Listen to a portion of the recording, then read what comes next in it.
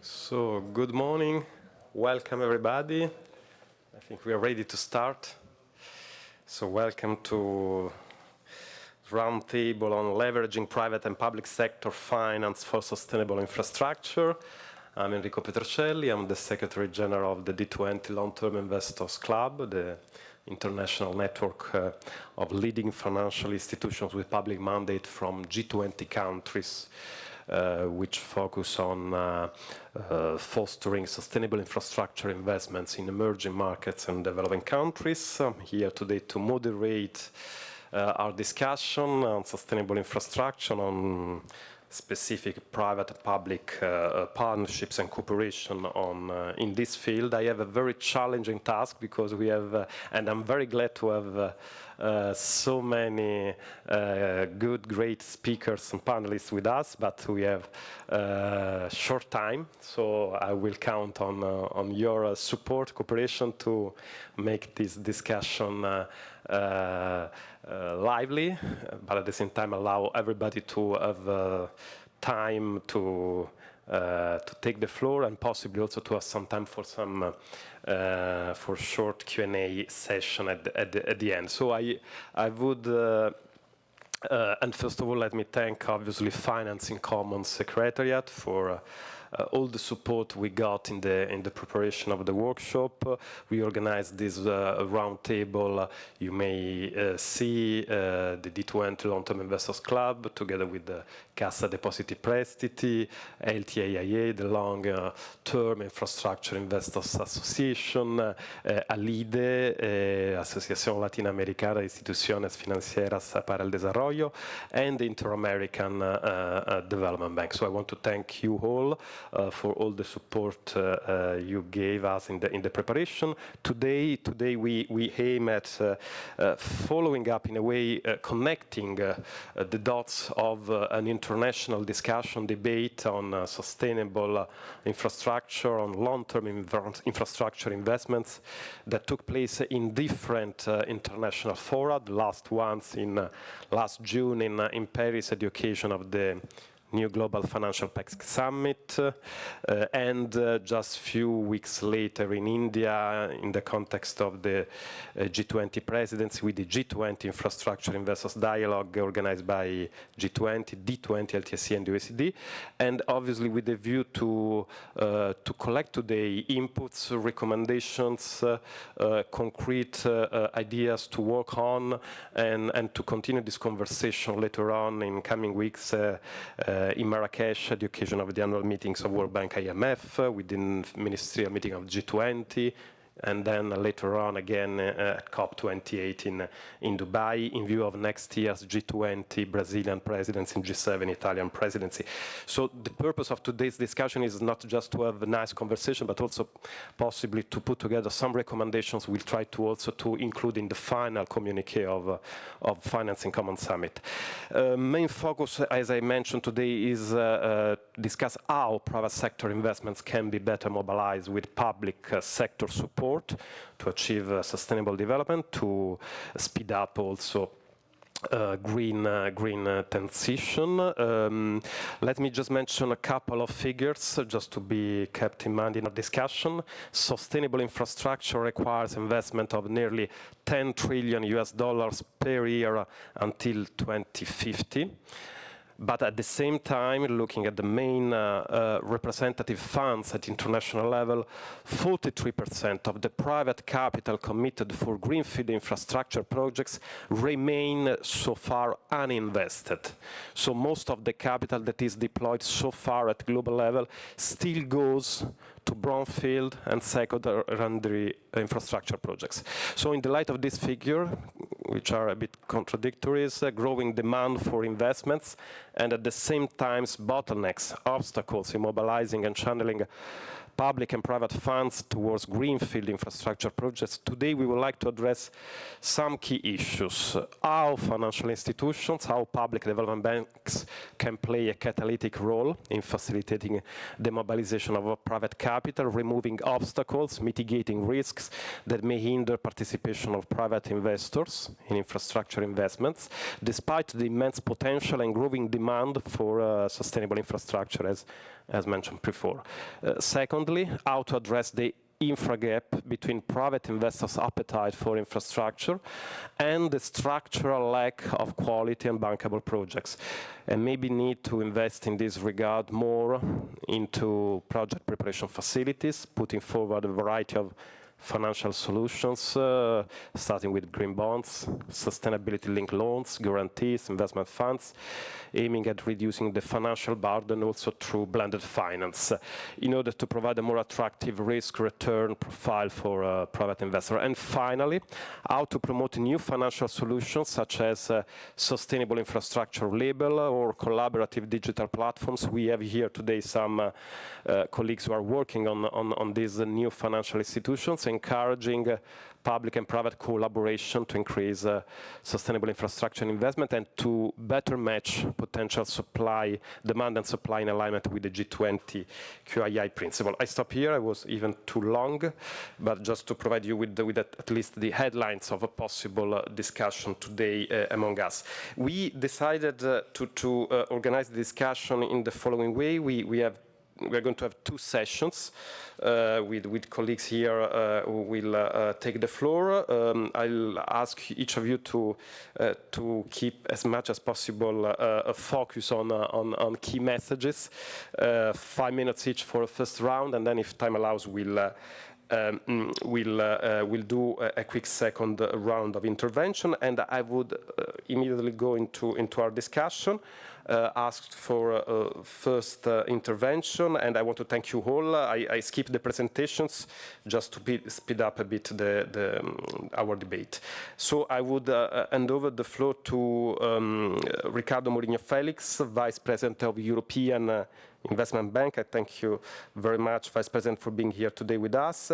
And what I would ask you to address is precisely how public financial institutions, how public or multilateral development banks such as the EIB can incentivize, can foster private investors to fund, to put money on infrastructure projects through sustainable finance vehicles. How, in a way, multilateral development bank can play a catalytic role to foster infrastructure investments from private sector. Please, over to you. Thank you very much, Enrico. For sake of time, I'll skip, of course, the compliments, the introductions, and just thank you to all you all, and in particular to you for organizing this session. I'll also skip the reasoning, why do we need to invest in resilient infrastructures and climate? I think we all know why we are here, why we are doing this.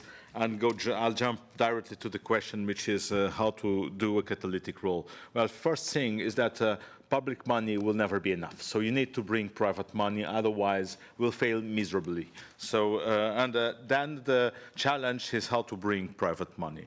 And I used to say that public institutions, public finance institutions have two production factors that are key. One is enormous patience, and the second is risk-bearing capacity. When it comes to the issue at hand, is the risk-bearing capacity that matters, the ability to take risks, to structure investment funds and vehicles in such a way that we layer the structures, and by taking part of the risk, we allow the private sector to take the residual risk that hopefully is small or contained enough such that the private sector can take it under their risk appetite and their risk investment rules. And that's in fact what we did. And I think I'll go through an example, which I think is a very compelling example, that tries to address precisely this question. So you have investments, you know that investments are needy, you know that the technologies are brand new or in pilot phase or in initial commercial phase and are risky. And so we need somebody to take the top part of the risk such that the private sector can step in. Usually, of course, that the issue is that this is good, but this is too risky to be taken by us. What we did, and that's what we did with the Luxembourgish government. We created this Luxembourg EIB climate finance platform between EIB and the government of Luxembourg that was created back in 2017. And it was designed to make equity investments in junior tranches of layered funds. So this means that we invest in the junior tranches, the more risky, and this allows to bring the private sector to put money in the senior tranches and get this credit enhancement, so this ability for public sector to take the most risky part of the fund. With this, we finance projects in emerging markets, in climate change, to address climate change mitigation, adaptation projects. So these were key. So the numbers that we put together when we reach the fund is that forced displacement can move away from the places where people live today, and from rural to urban areas, 150 million of people, forced displacement of 200. So this is too big to be handled. This creates a huge amount of issues, social tensions, and all the discussions and the political problems, and we put this together.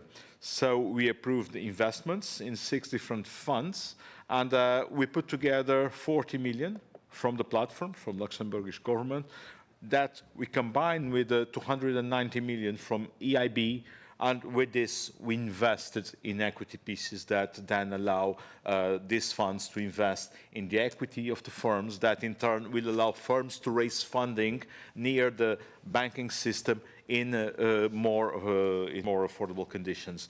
With these 6 funds, we managed to have a leveraging that goes to more than 140 times to 600 times, depending on the investment, depending on the fund.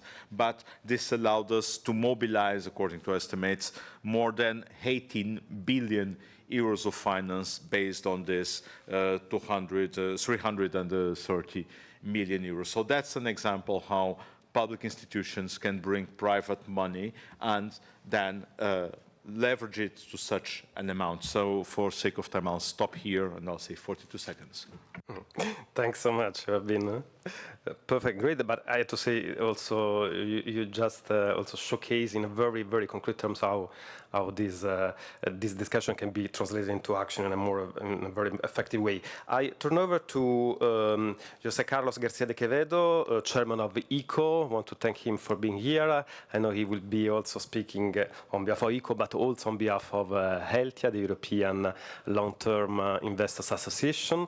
And I mentioned in my quick introduction remarks the infra gap between the private sector appetite for infrastructure and the existing pipeline of bankable projects, or lack of quality and bankable projects to be funded. And so the question is how we can address this gap, if whether project preparation facilities, investments in project preparation facilities on one hand, blended finance for the risking on the other hand can facilitate this mobilization of private capital. So over to you, José Carlos, please. Thank you, Enrico. LTIFs held the 10th anniversary last July in Madrid, and there was a new chairman with regard to Dario, please. And we have been defining that new strategy for the next decade, who are very much aligned with what is going to be discussed today here, but in all this marvelous conference. We take as a reference the multi-annual financial framework of the European Union, both European Union programs in Europe, but also, above all, more important, outside the European Union, paying special attention to Africa, Asia, but of course, being here to Latin America with the global gateway to investment agenda in Latin America.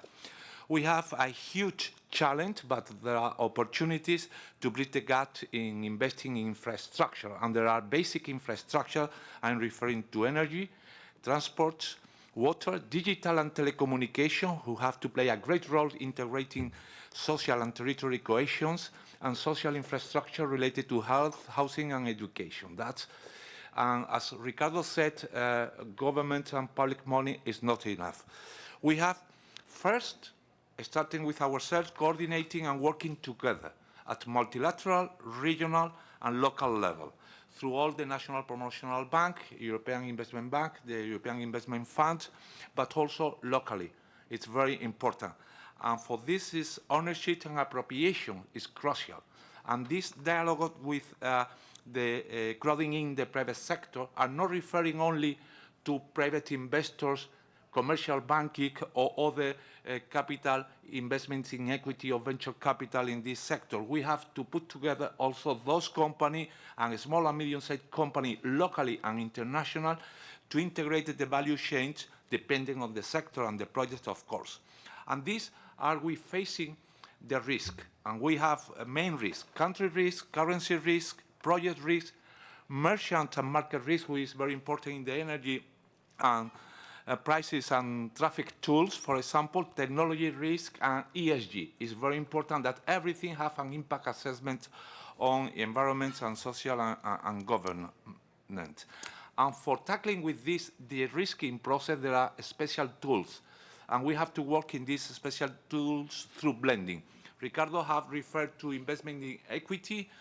That's very important in capital of those projects, but there are other grants and non-refundable subsidies. And here are the international cooperation of the European Union, but also of member states and third parties, key actors, among others the Spanish International Cooperation Agency, can play a crucial role. And this tool, in addition to equity, could be grants blended with financing, very long-term financial, guarantee skill at all levels, including our own guarantee skill from national promotional banks to drive the demand-driven project. We have been referring to issuance of sustainable bonds. We have been issuance more than 7.5 billion euros in green and social bonds, and we are putting a special attention to the impact assessment with metrics. International standards are very important. We have to assess the positive impact in the fight against climate change and social cohesion, and this should be working together not only with the European Union taxonomy, but also with international standard and mutual recognition that we should be tackling this issue too. That's we can flag some projects that we have been doing, for example, in Colombia with Grupo Ortiz, the transversal motorway Cisga, and other metro in Sao Paulo, in Lima, in Quito, and we will be willing also to work in Bogota, and many other projects, above all related to energy efficiency and renewable energy worldwide. That's very important. And water treatment, putting together Spanish, European, other countries, companies who have the technology, and we have to work with the state-of-the-art technology and try to be, from a technological point of view, neutral. Thank you. Thank you, José Carlos. Thank you very much. I think you really put on the table the whole set of financial tools, also approaches, innovative approaches to deal with the main challenges in a cooperative manner, joining forces among PDBs. And I think also your reference to impact assessment, impact measurements, international standards, taxonomies, I think are key to ensure the right way to mobilize public and private funds with the aim to make a relevant impact in specific countries. And precisely on this note, I would turn to François Berger. François Berger is the CEO of Fast Infra Group, but also Secretary General of the Long-Term Infrastructure Investors Association. Precisely in making reference to way to promote new financial solutions such as sustainable infrastructure label or other innovative mechanism to encourage public and private cooperation. I would like to ask you to provide us with a quick also update on this Fast Infra initiative and overall opinion on how to promote new financial solutions to foster sustainable infrastructure investment. Please, François. Thank you, Enrico. And indeed, you're right. It's really about concrete action and immediate steps to speed up private involvement in infrastructure, which indeed has been for most of my professional career, whether in the French PPP unit, head the World Bank, or now in the private sector, leveraging private investment in infrastructure and presumably sustainable infrastructure has been the guiding thread. A lot have been said over the years about the various drivers, and I would focus today more specifically on the specific tools and practical solutions that we are developing at the initiative I'm now in charge of, finance to accelerate sustainable transition in infrastructure, also known as fast infra. So it's, what are we talking about? It's a public-private initiative conceived by a number of well-renowned international organizations. Let's just mention the Climate Policy Initiative, the World Bank through IFC and the Global Infra Facility, OECD with participation as well of key private sector members. I'll just name a few, Macquarie, HSBC, Meridiam, and launched 3 years ago under the auspices of the One Planet Summit organized in Paris by the French president. And the overall aim is to provide practical and market-based solutions to speed up and leverage private investment in sustainable infrastructure. It has now grown into a multi-stakeholder initiative with more than 80 global organizations represented from government, financial sector, private investors, DFI, NGOs, and the like. And as I said, the eventual target is to make sustainable infrastructure a deep, liquid, and mainstream asset class for private investors, thus helping it become more affordable, inclusive, and feasible for potentially interested private investors. So what are those tools? There are two main tools we're talking about: the Sustainable Infrastructure Label, a globally applicable label to assets that demonstrate significant positive contribution to sustainability.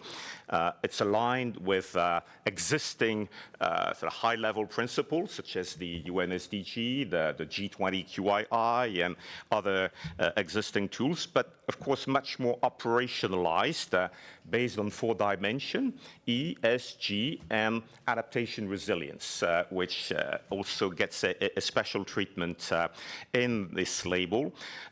It covers 14 criteria. There's a comprehensive body of methodology that is being developed right now, and it covers projects and assets all over the project life cycle. This label has already been endorsed by a number of coalitions, the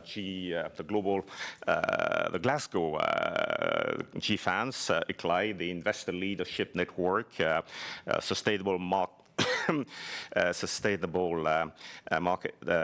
Initiative, and LTIA, the association I'm in charge of. Current operational status, there's a secretariat now that's been formed, run by Bloomberg and the Global Infra Basel to operationalize the label. It includes a data repository to host key information on those projects, information provided by project sponsors, developers, and owners, so as to enable other stakeholders, and including, of course, prospective investors, to access and review them as part of their due diligence. We're currently testing a number of pilot projects, and there's a call for other interested project developers to join and test their project against the label. Very quickly, the second dimension is the collaborative platform, a digital platform that aims to facilitate a innovative, collaborative, data-centric exchange among infrastructure players and across the infra life cycle. It's been built from the MDB-led platform source for sustainable infrastructure project preparation, with the goal to facilitate and speed up this type of collaboration in structuring, financing, and deploying sustainable infrastructure. Infra hasn't just got to be sustainable. It has to make sense economically. This requires complex project risk analysis and management and mitigation, which is only available for big projects today. So the aim of this platform is make it more available for every type of project. So we see it as a sort of a market infrastructure for the infrastructure market, and a way to speed up transaction so as to accelerate transition, potentially a game changer, one sort of work on which we're still working, but being operationalized in the coming months. And you can refer to our website, fastinfragroup.org or physylabel.com to get more information. Thank you. No, thank you, François, and we'll continue to follow the next steps of these very promising initiatives. Now, I will turn to Alain Chiboso, the Chief Economist of BOAD, of the Development Bank of West Africa. Thanks, Alain, for being here. I would ask you to focusing maybe specifically on your region, on Africa, to address a bit the issue on how challenges such as long-term nature of the infrastructure investments, regulatory barriers we have to tackle, how we can overcome and bridge the funding gap for sustainable infrastructure, as I said, specifically maybe with reference to your region, to Western Africa. Please, Alain. Thank you, Enrico, and good morning, everyone. Basically, to be fair, I would say that so far we had pretty good cooperation with the private sector. We get private money. That's not the issue. The thing is, we get private money for, I would say, very short-term maturity projects. A 2-year project, there is no problem. We get private money when they charge us 12%. That's no problem at all. And we get private money where we're talking of building some, for instance, a road with toll. That's so they're sure they will make money. So unfortunately, that's not our issues. Our issue is that, part of the countries where we operate are Sahelian countries. I'm talking of Mali, of Burkina Faso, of Niger. Now all these countries are very famous. And when we have to support some projects in these countries, then definitely it's challenging to bring private money. They are so risk averse. They will never come. So that's an issue. Second kind of issues. You know that in our region, demographics is strong. We're talking of the growth of population is 4% every year. So usually in 20 years, the population double. At the same time, you know that we have a huge migration of people from the rural areas to the cities. So we need to build cities. We need to build housing, affordable housing, and then private money is not with us because they don't like cheap things. They don't like affordable housing. They like luxury, and that's not what we can do. So that's our challenges. So now let's move on. Let me share with you 2 or 3 things we're doing to try to overcome. The one thing we've done with pretty much success was 2 years ago is actually, as José Carlos mentioned, the ESG bond. Yes, we did that, one ESG bond. The way we did it is that we have managed to find in our project pipeline some projects which had a lot of ESG embedded. And we know that the part of private money has also, they have appetite for projects which are impactful. So what we did is that we segregate the most impactful of our projects. We build a sort of special dedicated vehicle and we plug it to a ESG bond. So that works. Unfortunately, this will work with 15-20% of our balance sheets, but no more. So we need more. Secondly, you know that to address, for instance, the issues with security, you know that we have some project in Mali, but because in some areas of Mali, the people who work there are at risk. Their life is at risk. So private money doesn't want to go there. So the way we do is that we do clear contract where we put this project into vehicles, and we put into the vehicles a special layer of capital, to show that if because of security, the risk of loss on the project is higher, these losses in any case are for us. And no way it will touch the private sector or the partners. And then it works. Because they know that if the project works, it's good. If it doesn't, in any case, everything they bring in, they will take it up without anything. Of course, it costs us equity. So we need to have equity. So, and our challenge is to build layers of equity.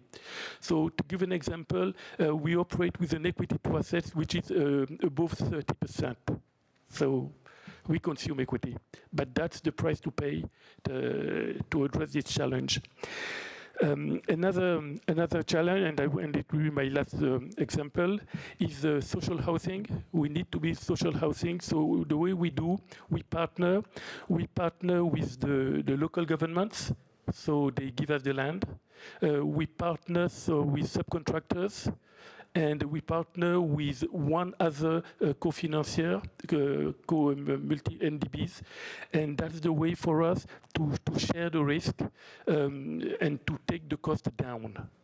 And when we take the cost down of the project, for instance, with a good contribution from the countries, from the sovereign, then the private partners will make their money, even if they account only for 10 or 15% of the total project. Hope all this makes sense, and I'm happy to take any question. Thank you. Well, thank you so much for being so straight to the point. I think what you mentioned, country risk issues, demography issues, urban development, and also the way you try to address with concrete examples on such as ESG bond, how to take over the risk, the security risk, and also this last example on social housing are very concrete examples and show the way to address key issues in terms of de-risking and opportunity to properly mobilize private sector. I would turn to the last speaker of the first session, Javier de la Mata, Concessions Director of Grupo Hortis. I think it's good also to bring in the perspective of infrastructure investors in our conversation. So I would ask you, Javier, to ask to the question on what are some effective mechanisms or financial instruments that can attract private sector investments in infrastructure projects, ensuring at the same time some social and environmental impact. So just a mix of also different perspectives from private sector and needs and the social and economical impact to be ensured. Please. Thank you very much. Good day. I think that the view that I am going to talk is from a project developer company, and I think we can select three different mechanisms. The first one is when public institution increasing the scope of work in tenders and contracts, including mechanisms to measure social and environmental goals. I have seen four examples where with these tenders you can get some goals. For example, the first one could be giving extra points if projects achieve sustainable standards and certifications such as LEED in buildings. Another point could be performance indicators that remunerate energy saving. Also, I will highlight extra points if the project use materials more environmental friendly. Finally, I saw implementing carbon pricing mechanisms such as carbon taxes.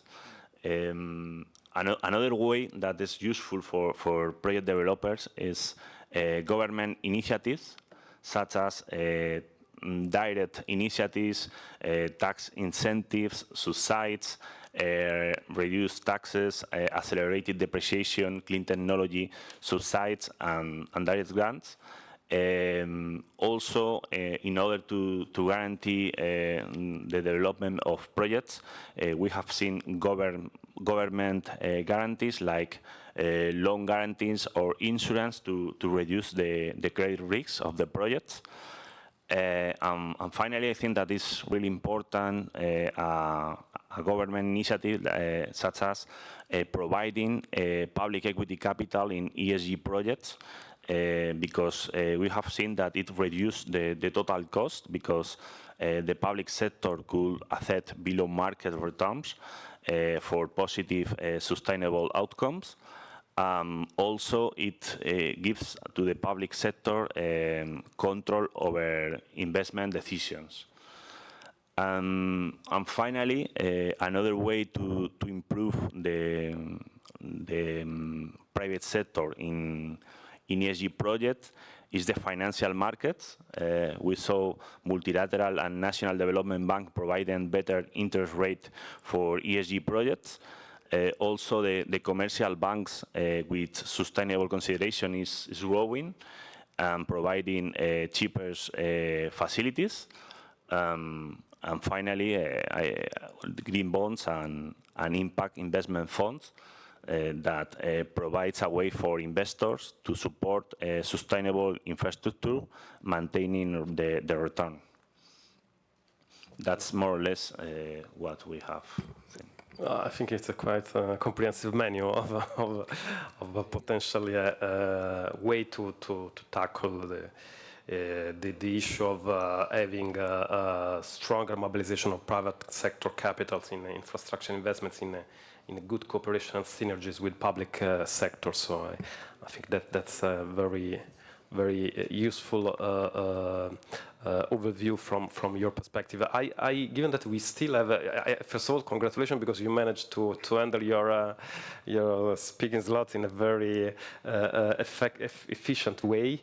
So I think we can have time for a very quick second round of, I would say, comments and reactions. First of all, if you have any comments on what colleagues just said, please also feel free to maybe to interact a bit among you. But we heard from different perspectives about general way to address the issue that we put at the core of our discussion today, specific examples, also some innovative tools, a variety of financial instruments to be activated, and also way to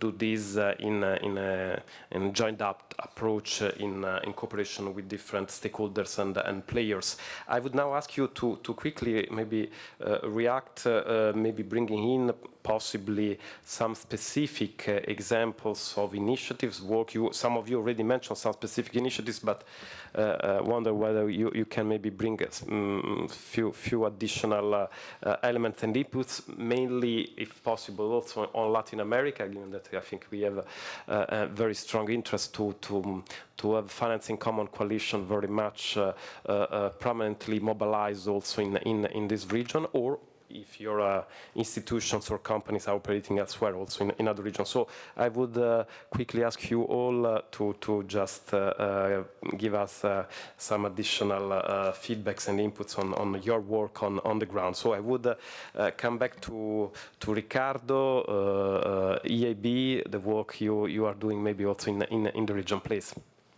Thank you very much. I'd like to use the time to present and tell you what you're doing in the context of the Global Gateway Initiative. So Global Gateway Initiative is the European contribution to narrow the global investments gap you alluded to. And the objective is to propel fair, green and digital transition and offering benefits to all, bringing what is the European Union, the values, the standards of the European Union, to partner countries and to work together and to bring the private sector in these investments. The investments cover 5 main areas of investments that go from climate and energy, but also going to the digital, to education and research and human capital, and to health sector and of course sustainable transport. So this is a quite vast concept of connectivity at the global scale that the EU is bringing in. So the objective is to reach a mobilization of 300 billions up to end of 2027. EIB aims at do 1/3, so 100 billions, and out of this 1/3 will address, of course, Latin America and the Caribbean, but also in Africa, in Asia, and the southern and eastern neighborhood of Europe. So it's a global investment plan.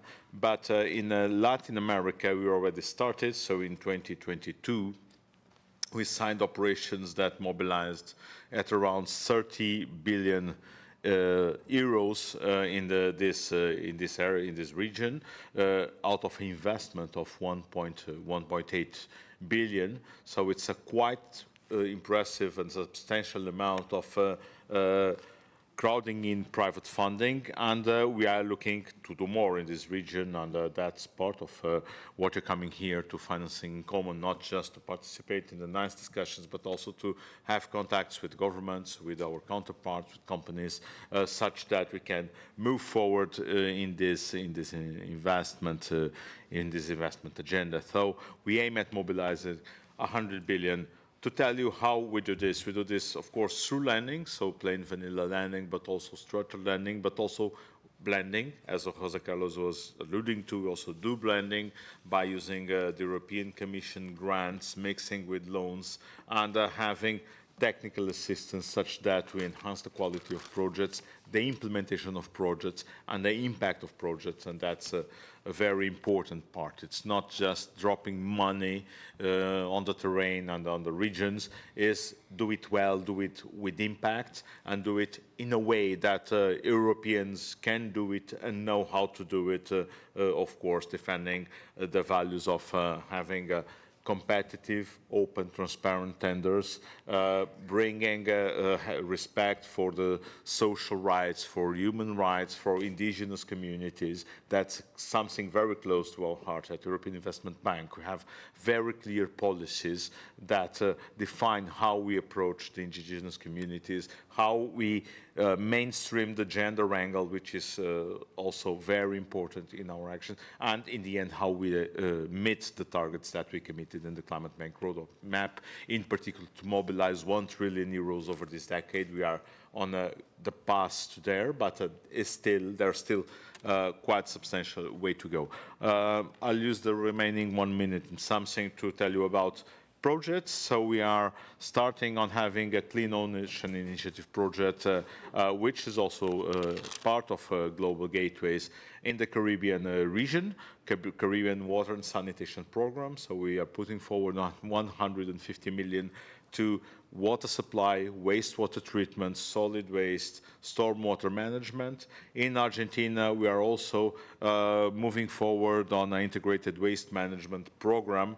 So it's 40 million for this program to improve the waste management system in the different provinces, to strengthen kind of collection, treatment, and disposal of waste. We finance $100 million for Ecuador for a vaccination of campaigns. So this is vaccines for 2 million children to improve pandemic preparedness and to enhance and promote the long-term resilience and the healthcare system. We also support healthcare in Barbados with a loan of 50 million and with 10 million of concessional funding that was just signed in the Paris summit that was called by President Macron and that joined with Mia Mottley. In Brazil, we have a quite substantial amount of investments, some of them with the electricity companies, and with Neo Energia we supported not only renewable energy and the network, but also a school for women electricians created in Brazil that mainstream precisely this gender angle. So I can keep speaking about projects, but I think that's comprehensive enough, what I put forward to show what we are doing, what we can do, and what we can do with the private sector. Thank you very much.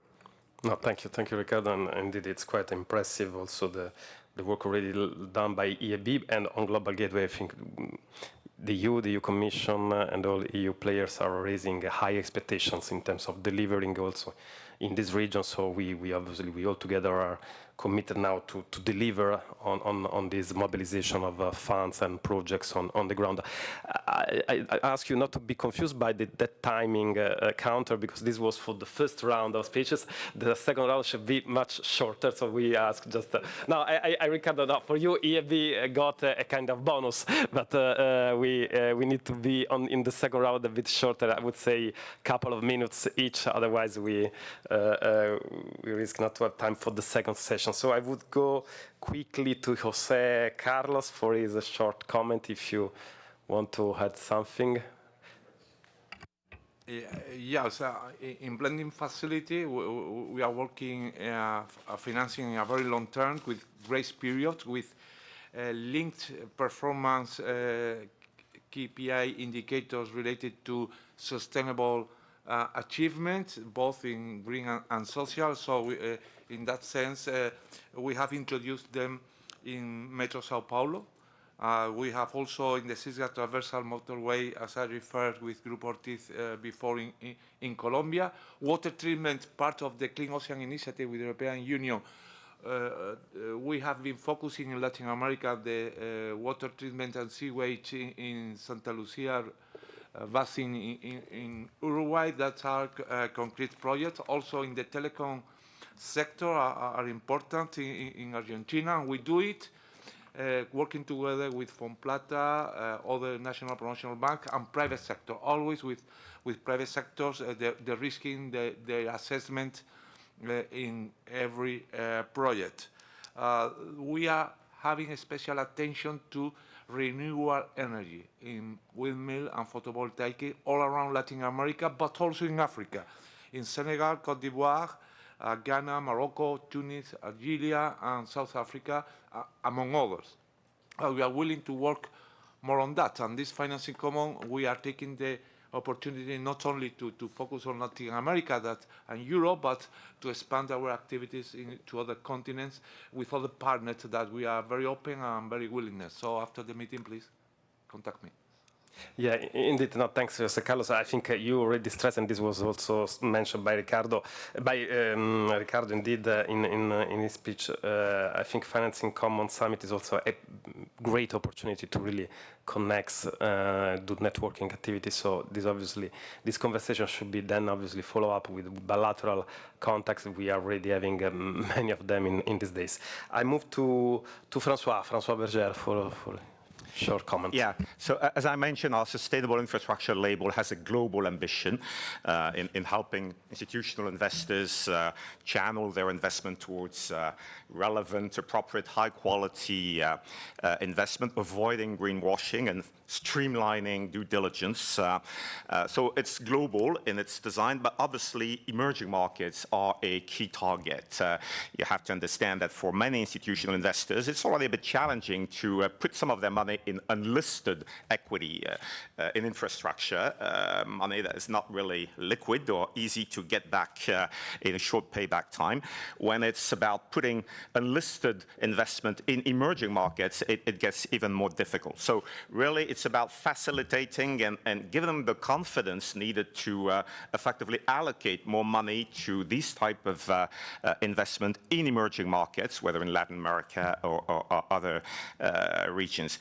And very briefly, rebounding on what Ricardo just said, so we are discussing with the EU Commission, the DG International Partnership, to see how this label could effectively inform and maybe help allocating funding by the Global Gateway to infrastructure projects in developing and emerging markets. So hopefully it'll be one of the criteria effectively considered to that end.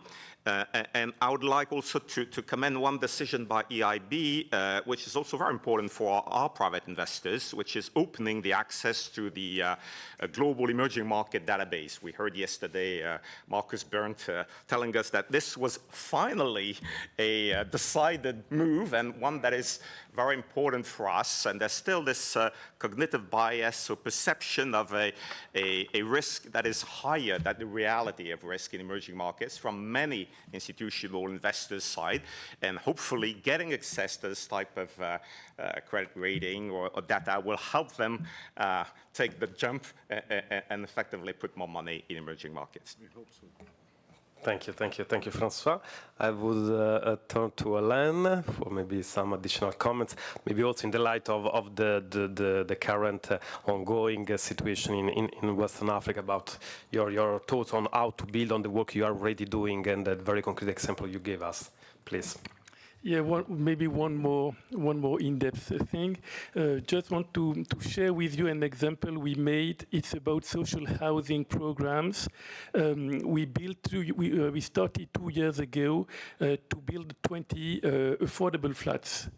So the way it worked, usually the way it works, you ask a promoter to give a project and he builds and then he sells, and that's the way it works usually.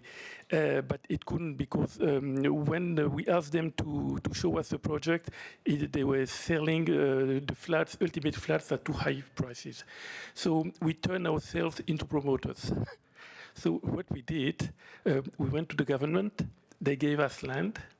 Then we went to the telecom guys, they came with the cables. So they start putting the cables on the lines. Then for the water state sanitation, the guys came to make it clean.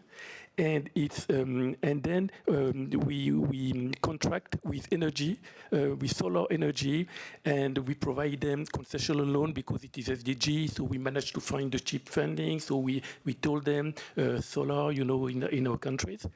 And it's only after that was 1 year after we started everything. It's only after that we hired the guy the builders. So the builders had the lowest part of the project. At the end of the day, we managed to do 20,000 flats, but the input from the builders was really at the very last time, and then we managed to sell these flats very cheap. Thank you. Yeah, thank you. Very interesting and concrete example. Javier, for your last comment to wrap up the first session.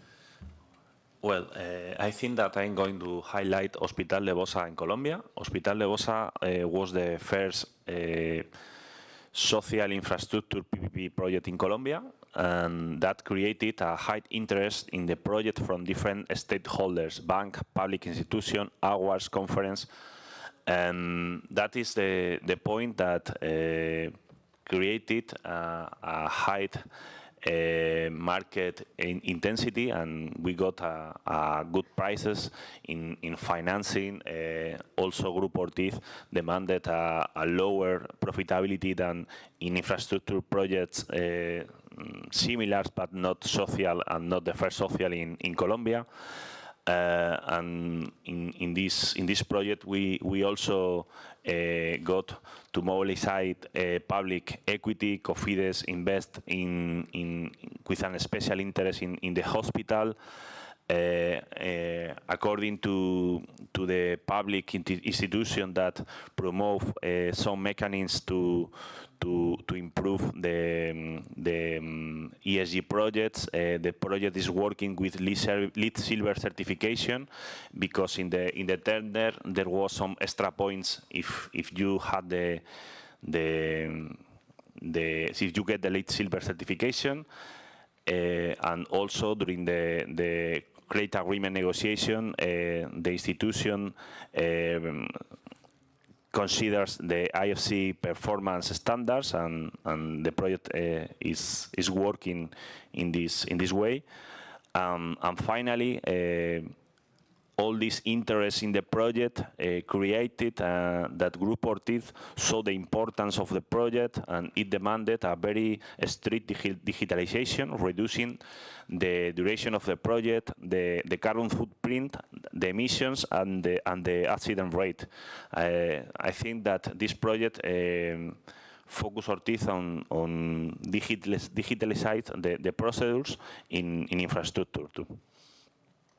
Thank you very much, Javier. I want to thank you all because we I think managed to handle relatively efficiently the first part of this roundtable. So we quickly move to the second part, and I will start with bringing in precisely this global also perspective of the Financing Commons Summit, bringing in another region, Asia. So I would turn to Rodrigo Salvado, Director General for Operational Partnership of Asian Infrastructure Investment Bank. And again, I would come back to the issue that we already discussed in the first session about the infra gap between private investors' appetite for infrastructure and the lack of bankable projects, how to address this, how from perspective of MDB from Asia, this can be tackled through project preparation facility, blended finance, different tools. So please, over to you, Rodrigo.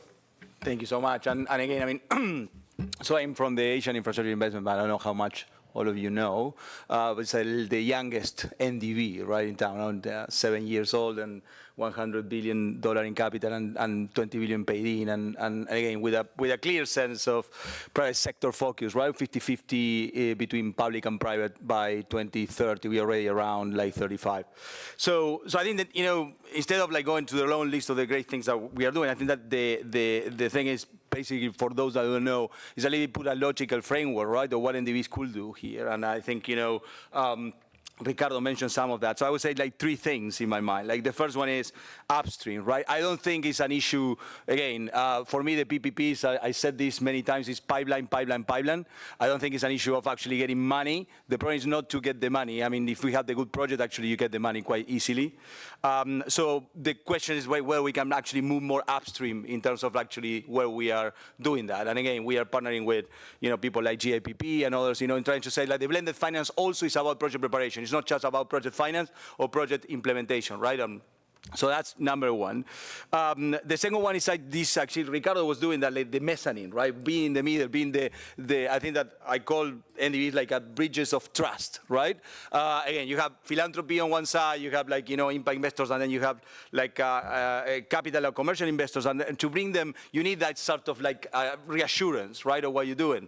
And I think the NDBs actually can bring that. I think it's a very important one. Again, you call it second loss, right? You call it securitization, you call it warranties, but I think what we do, we actually glue both sides, and I think that's part of what we need to do more, right? And I think that that's sort of the idea also for Financing Commons, I think that bringing those together. And the third one is actually enabling environment, right? We had the discussion about like regulation, policy. I know EIB does a lot of this as well, right? Because a lot of the things that we are getting is like, well, I'm getting induced, but also that actually lowers risk, and perhaps others don't have the capacity of the capital that we have in NDBs to actually do that. So it's a little bit of that. I do think that there are a couple of things where we can actually do better. I still believe that a little bit the NDBs are crowding out some capital, you know, private sector, and then we have to actually push ourselves to actually take more risk. And I think that's an important thing. The second one, I think that we have to work better together. We have to lower transaction cost, right, across NDBs for making the life easier to our clients. And I think that there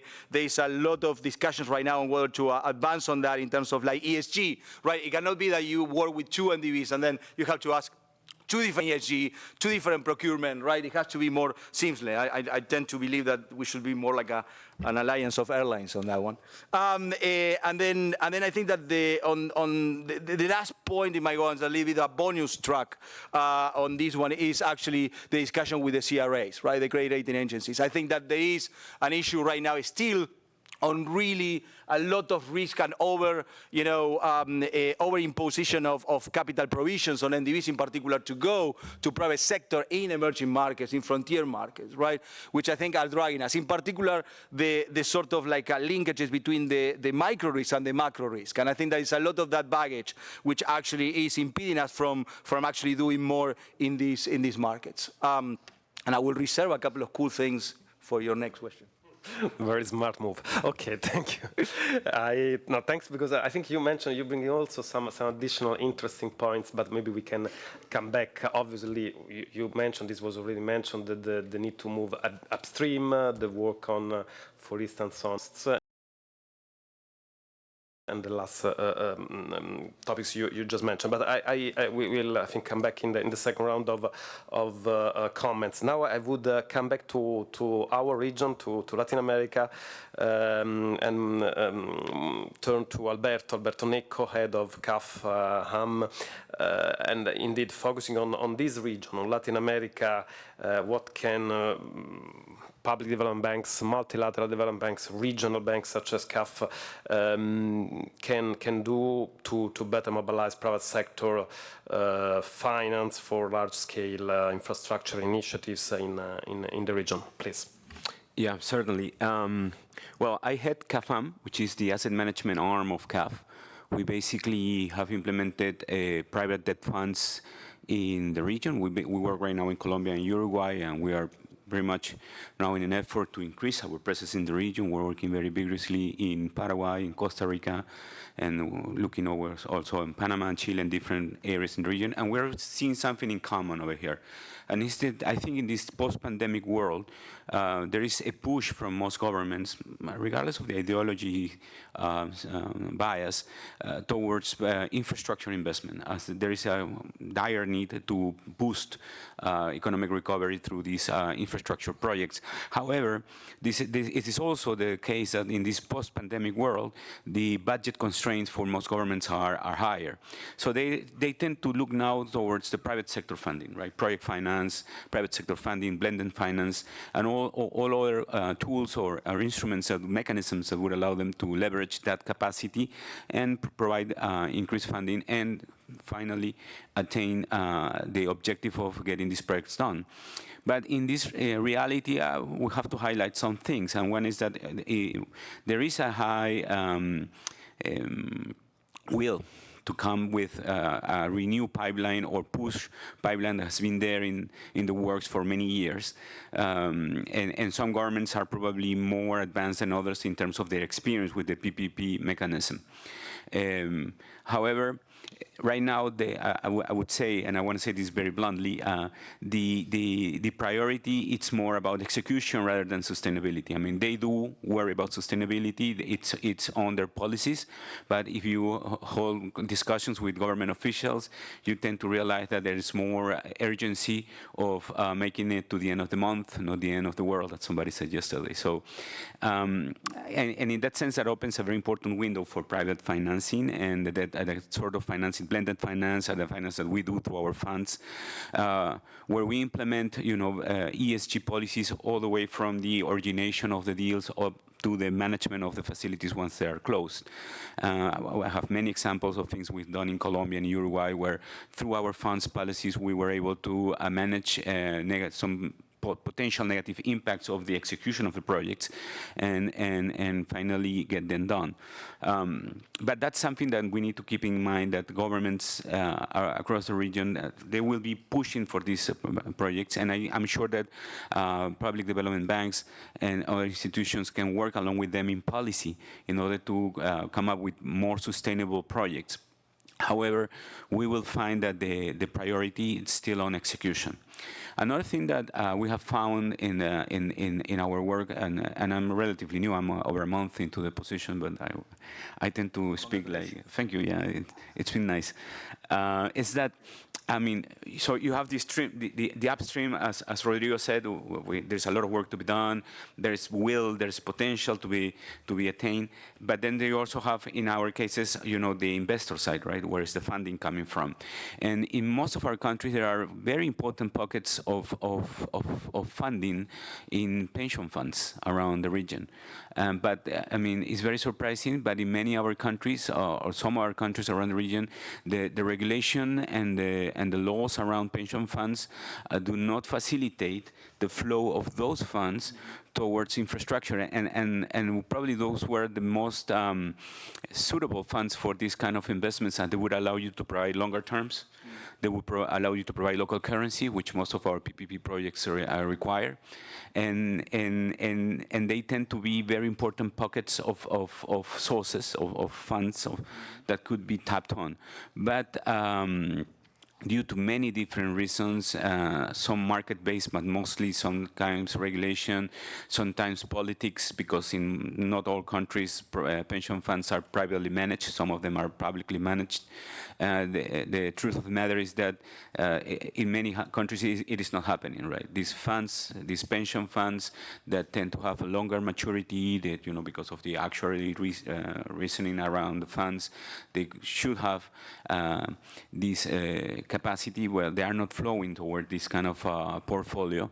And I think that's something that we from CAFAM, we're working in each one of the countries where we are now trying to open our funds, but I think it's something that we should work with the governments in terms of facilitating that flow. Yep. Well, thank you. Thank you very much, Alberto. And I think, obviously, also interesting to bring into our conversation, first of all, a more kind of realistic touch or perspective of the current state of play after the pandemic in terms of priorities and alignment to short-term or more long-term goals when it comes to our infrastructure investments. And also this is the last point on some regulatory or legal barriers that prevent mobilization of specific funds, including pension funds. That's, I think, something relevant in different regions and very important to look into possible cooperations between public development banks, private sector, national authorities to address these legal and regulatory issues. I will turn to José Luis Curbelo, chairman of COFIDES, asking José Luis to in a way to address the same issue in terms of how to address the infra gap between private sector, existing bankable and quality projects. You have long lasting experience, so I would ask you also to share with us a bit your views on how we can address and fill this gap, also building on your experience. Please, José Luis. Thanks, Enrico. The good thing of intervening at the end in this very interesting thing is that I have been making an exercise of, well, everybody has said whatever I wanted to say. So you are making such an exercise of getting the gap for you to fill up. I already had thought, well, I'm going to talk about this. And Rodrigo, you got me whatever I wanted to say. Basically, I said that when we are talking about blending, we are talking about mixing people, mixing layers, mixing behaviors. And that is what is more difficult to do. Because at the end, as the president of the IDB yesterday said, we are talking about not de-risking, we are talking about re-risking. And for the re-risking, you have to have different allocation of risk among the different individuals, so that each one has both a balance of risk return, but also a balance of what the purpose of my reality is all about. And that is, with another layer, is the different layers of financing that goes from grants as a charity, grants as technical assistance, to the sovereign wealth funds and the pension funds and so on and so forth that have to be somehow mixed up in the project. So this is our challenge. And for this challenge, the problem is that all of us have to rethink whatever we are doing every single day. So that we have to understand that we have soft loans, contingent equity, first loss, guarantees, all the things that we know that exist in all the projects. Here is where I think, is our real challenge. And for that, we have to create project preparation facilities. We have to bring intelligence that these facilities could be either multilateral, could be bilateral, could be of individual institutions, so that we help the individual projects and the individual governments to structure the operations. We have to go to work upstream, as you were saying. We have to work the regulatory frameworks. We have to hear the people. Of course, I am European, but I am not so sure that we are having a dialogue with the countries when we are saying that they have to accept, for us to have their finance, we have to accept the taxonomy that we are imposing in other countries. That is something that we have to dialogue. And whenever we are talking with the countries, they demand something that we cannot provide. So this PPP that you were saying, project, pipeline, is something that has to be working understanding. We have to make concession tenders in which, as our colleague from Group Ortiz was saying, in which the issue of sustainability is included. If you have an infrastructure in which the only element for the allocation of the tender is pricing, what is the game? All of us know who are going to win on pricing. So we have to work in this way of understanding. This is a quid pro quo relationship. Who pays for what? Who is willing to pay for the extra cost of sustainability, ESG? Who is going to pay? Probably here we have a role for corporations, for mixing, cross subsidies or whatever. How to redistribute the risk, as yesterday we were saying. Also, we have to preach.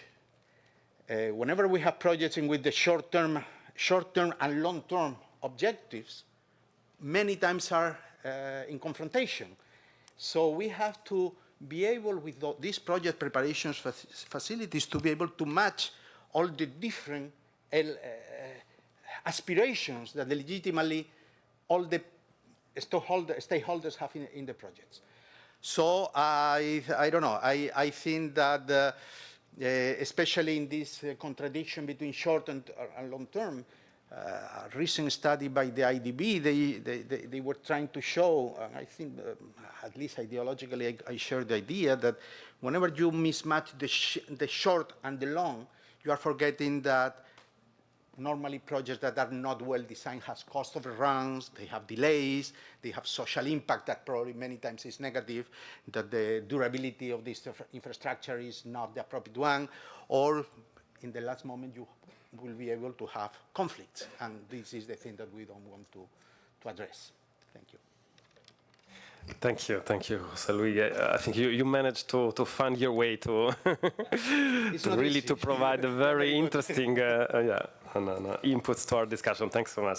I was sure about this, but thank you. I turn to Cédric Van Riel, Source Senior Integration Manager, and I will ask to Cédric, also building on the experience of Source, on which maybe you can just share with us a bit of information. What are the key challenges for sustainable infrastructure investments, including the enabling environment? We refer in a way to this point, the enabling environment, transition pathways, and the ESG consideration investment, how to manage. For instance, we mention country risk versus project risk, how to take into consideration the overall context in which we may want to mobilize money, public and private money, for infrastructure projects. So over to you, Cédric, please. Thank you, Enrico, and thanks for the invitation. I think very broad topic and full of challenges to cover. I will focus on the main one. I think that is to take well-informed decision. So all of you in the room, you are all decision makers, and it comes to that at the end of the day. And thanks to the support of the MDBs, we provide a digital tool that can facilitate this decision-making process. First of all, by facilitating government access to best practices. So it's fairly hard for government officials to have an overview of all the reports out there, the hundreds of pages that are coming out every month. So what we do is digitalize them in 8 languages, so making them easily available, and have them also as the key methodologies, such as the APMG gateway approach, so we can have this process also easily followed, but also the G20 quality infrastructure investment principles or the World Bank guidance. There is the Inter-American Sustainable Infrastructure Framework as well, or the IFC Performance Standards. So there are so many. So this digital tool facilitates basically governments' access to all of these best practices. And then based on this initial screening, they can, first of all, see if the project is needed or not. Maybe the solution is that there is no project at all. Or maybe also based on this first approach and by having an overview of is it matching with the SDGs, with the Paris Agreement, with the biodiversity protection that we need. Maybe we could also, the governments could conduct the project differently or appraise it maybe in another way, or decide if it's needed to do full impact assessments or not. And as well as when it comes to private sector mobilization, is the project having funding? Is there a revenue stream? So is it possible to do it as a concession or PPPs and so forth? So that's the first thing, is the access to this knowledge that is crucial. And then it's the need of data, because at the end of the day, when you want to mobilize the private sector, they will want to see where are your data, what is the project about, and do you answer, did you take into account all the guarantees and needs by the private sector? So we worked with many of them from the past 10 years to make sure that we also include the private sector necessity, and it was mentioned by François. And so the work done by Fast Infra for having a better harmonization of the ESG aspects and also governance and financial part of the project to have a common label is very key, and also it facilitates this, because the challenge for private sector is that they often spend more time to look for this data rather than really look at the project itself. So that's also part of many projects not reaching financial close. Not only access to data, but also limited capacity to allocate risk. So we have into this digital tool a way to raise alerts and flags when the risk is not properly alert according to best practices as well. And the third challenge here that we intend to break with this digital tool is to break the silos and enable stronger coordination. First of all, inside the ministries or the different government entities themselves, so to have better involvement of experts and teams inside the institutions, but also better involvement of the technical assistance provided by the MDBs. So having a joint collaborative IT environment where they can on request share specific information to involve technical assistance, and then also publish the project to the private sectors where they need. So at the end, it comes to the involvement of different stakeholders, as it was mentioned by the other colleagues. And last one is one size fits all. So it's a global platform, of course, but our clients at the end are the governments, and they told us that that this is great to have a common tool, but they need their own processes to be also digitalized. So that's what we do in 13 countries and 17 to come, is to digitalize all the processes, evaluation methodologies, standard methodology that they have. So countries developed with the MDBs or with consultants, also screening tools and evaluation criteria that they need. And thanks to this data collection, it's enabling them to basically have all this information standardized, and they can use it to assess their project against their own methodology, but also to international ones such as Fast Infra, but there are other like the QII indicators, the Blue Dot networks, the UNECE peers methodology. So that comes to my last point, the challenge of limited resources and capacity of government. So they have been asked to also match these standards and to have all these criteria included, but they have very limited time to do this, or human resources. So this is why also this digital tool can help them collect the data and to screen their project against their own national guidance and also to international ones using the same data, and then having this de-risking approach and automate a bit also the quality and risk evaluation to promote pipelines of projects to national and international communities to mobilize private finance broadly. So thank you. Thank you. Thank you very much, Cedric. I think very interesting also. It will be interesting to follow also the developments of this work led by SIRS. And I turn to our last speaker. I'm very glad to have with us Jasna Mohan, Regional Coordination of Asia Development Alliance. As you know, Finance in Common is trying to do the best to open up discussion, education of the summit, and during along here with civil society organizations to make sure that this is not just a closed door discussion, but it is really an open conversation with key stakeholders from the whole society and especially from civil society organizations. So very glad to have you here today on behalf of civil society organizations. And want you definitely to bring you into our discussion, also ask you about how to address some main challenges in terms of ensure guaranteed transparency, local communities' involvement, accountability when it comes to sustainable infrastructure investments, to make sure that we can address not only the main issues in terms of financial sustainability of these long-term investments, in social and environmental impact, but also involvement of, indeed, of local communities and perspective of people who will be affected directly by these infrastructure investments. So please, over to you, Yutsana. Thank you so much. So I'm talking about my region, Asia, and we have seen that inequality and exclusion that manifests most palpably in the disputed region, which is related to land and extensive resources. So we are talking about lots of development, and our region, which also is the global south. So we all aspire to be developed just like global north. But in that process, we see that there's a pressure which has reduced the security of land tenure for many of the Asia's rural people, which has led to mass displacement and environmental damage.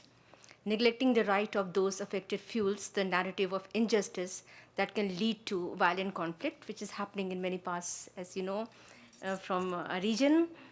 While there is some specific efforts which we have seen that the MDBs or PDBs, they are adhering to the country system, there's a little gendered analysis of the implication of using this approach. The primary questions are, how is the country system approach used by the PDBs? What are the impact and its effect on the most vulnerable communities, economic actors and decision makers, especially women? Will the use of country system allow for greater participation of marginalized group, especially women? Will it make it easier for affected communities, especially within the context of infrastructure, mega projects, to raise their concerns? So just quickly to some of the recommendations that we want to put forward here. As we know, one of those very important things that we have seen in our region is a debt trap. Especially in the countries of South and Southeast Asia, and what happened in Sri Lanka. I mean, we all know that there was a debt trap, and there are conditionalities attached. So we also, when it comes to transparency and accountability, we would definitely want that conditionality to be either made public or at least between the parties, so that we know what kind of implication it's going to have. Apart from that, we have some other concerns and some recommendations. Is that no environmental social safeguard framework considers social reproduction or unpaid work by women. This should be an important element at the time of assessment of compensation arising from impact, especially the loss and damages from the implementation of the funded projects in our region. This is missing and should be addressed. In day-to-day commercial life, insurance companies are able to take some of these into account while deciding claim.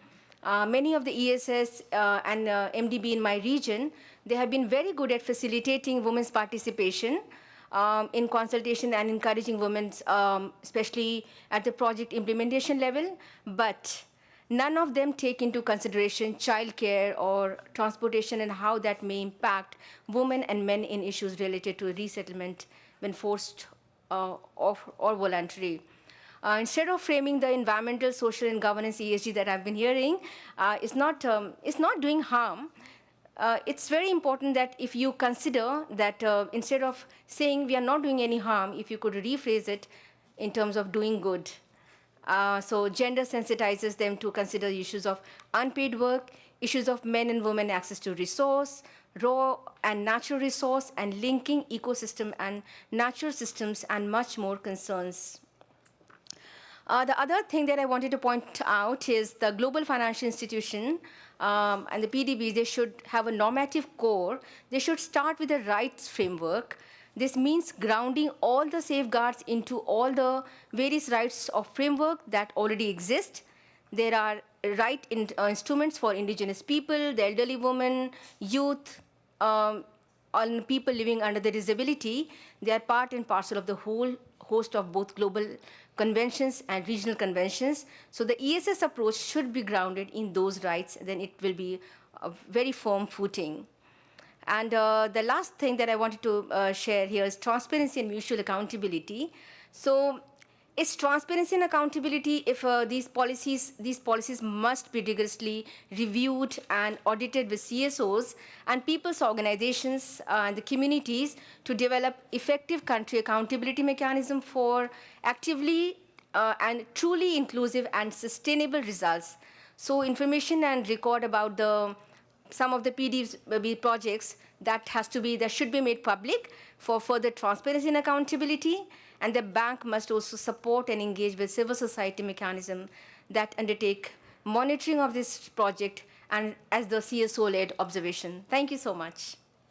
Thanks so much, Yatsana. I think you brought in, I think, very important concerns and some very also reasonable recommendations. I think I have to say certain, let's say, awareness and commitment from many public development banks and multilateral development banks to take into consideration and to take seriously into consideration these concerns have been made, but a long way to go. I have to say, I think much more needs to be done, and I think we need to make sure that this conversation and also this exchange and make sure to be also in a way accountable from our perspective in when it comes to these key issues you raised. I think something still to be very much done, also work to be done, conversation and exchange to be continued. So much thanks for this, and I think we need to find ways also to keep into consideration some of your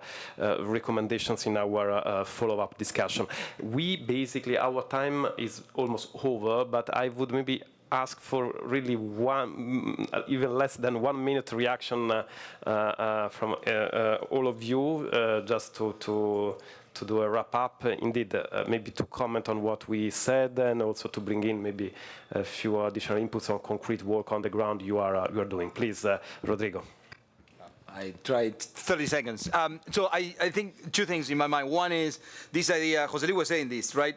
This idea that blended finance is not about making bad projects look good, right? So, you know, if you put a Cinquecento on the tracks and you want to put it at 200 miles an hour, it will not work, right? So you better take the time to build a Ferrari, right? And I love the Cinquecento. I'm Italian myself, so.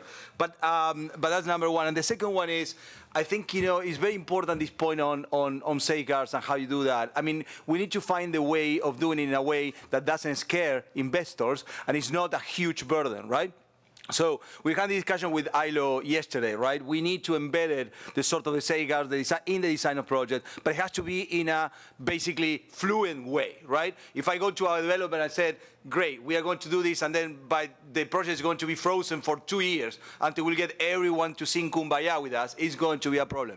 So we need to actually do it in a way that actually is fluid, and I think that the operationalization of that. The other thing that we discussed with Cedric is, there are so many frameworks, right? So we need to figure out how we're going to do it. We cannot make a project developer work with 300 people for gender, for for ESG, so we need to actually find a way. And I think that perhaps in some projects we need to focus on what is the most important part in that project, right? It's not everything, but it's actually the most important one. So I think that bringing this together in terms of making work, finding the handshakes on those things, is very relevant. So we really look to pick a couple of projects in a couple of countries, flagship things, and then go for it. Thank you, Rodrigo. Alberto.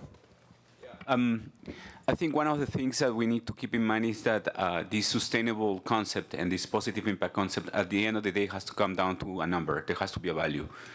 There has to be a way to assess and integrate that value into the project so that better terms, improved terms and conditions can be given to financiers or sponsors that participate in this project, and also for governments, so that governments can integrate into their budgeting methodologies and processes all this positive impact that will ultimately come into a value. Having been a public officer myself, I'm very much aware that at the end of the day, sometimes it's about the valuation and the number and who's behind the number, right? So it's not just becoming this, with the assessment and the number, but also probably establishing a methodology in order to value those impacts that I think it's very much important and would ease the way for governments into preparing more sustainable projects in the future. Thank you, Alberto. José Luis? I'm gonna comment only about one project that we have. We are in the process of implementing is what we call the Energy PIP. It's a project that we are doing in sub-Saharan Africa. A project that is going to be, in a second phase, be extended to Latin America. Right now it's only in sub-Saharan Africa, but the new version of the project is going to be developing in Latin America.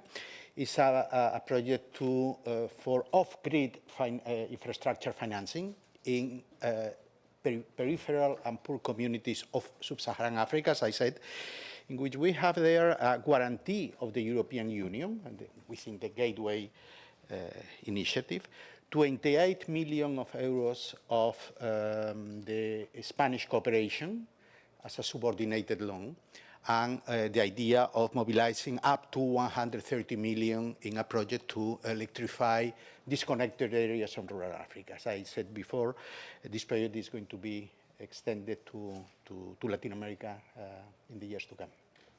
Thank you, José Luis. Cédric. Thank you. Nothing much more to say. I very liked Rodrigo and Alberto's comments. And on both sides, I think digital tools, they're not magic. At the end, there's human beings acting, and that's the emphasis put it on the project preparation facilities, the technical assistance that is provided, that is key. Our humble contribution is just to provide a tool that can be then used, as Rodrigo said, to help government collect the data and then evaluate it against the different standards at once without having to apply, without having to feel all different, and we also fit into the Fast Infra platform on that.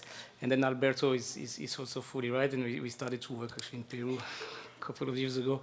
And this is also how to measure data ex ante, ex post. So at the project preparation, we have to input and to have these ambitious targets to be very quantitatively assessed and to have ways to measure them during construction and operation, and have this monitoring framework adapted to the government official needs, so they can just put the data in one place, and this can be then disseminated among all the actors that needed it for reporting or for financial aspects and so forth. So thank you.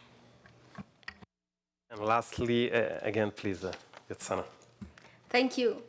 Very quickly, the first point I wanted to say that things are moving in a positive direction. I mean, we are civil society and we are working actively with some PDBs in our region. I'm very happy to work again with the AIB. We are working already with ADB and NDB, so it's really nice. And second thing I wanted to say, I would love to see more women in the panel, since I talked a lot about the gendered approach.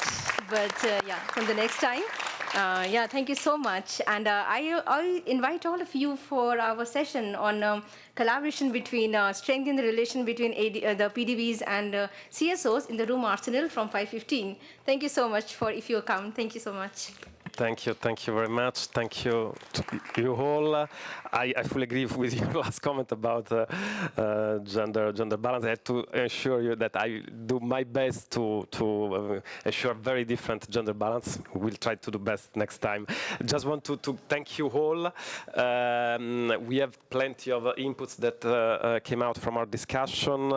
Work more on upstream, invest more on project preparation facilities, mobilize the full range of financial tools, more blended finance, more consideration for ESG criteria, work on low work transaction costs, ensure data and knowledge availability for decision making, work more on ex-ante assessment and impact measurement, work more on accountability and transparency. I think we have a lot to work on. We'll try to collect some of these inputs and also to try to make sure that some of these messages will be included in the final communique of the summit, and obviously much more to come in the next weeks and months. This conversation will continue, the work together will continue, but I want to thank you again, you all. I'm sorry we didn't have time for the Q&A session. Next time I'll try to do better. But thank you again for our discussion today. Thanks, bye. I think now we have, we'll resume with the 2 o'clock with the plenary session in the Auditorio Gethsemane.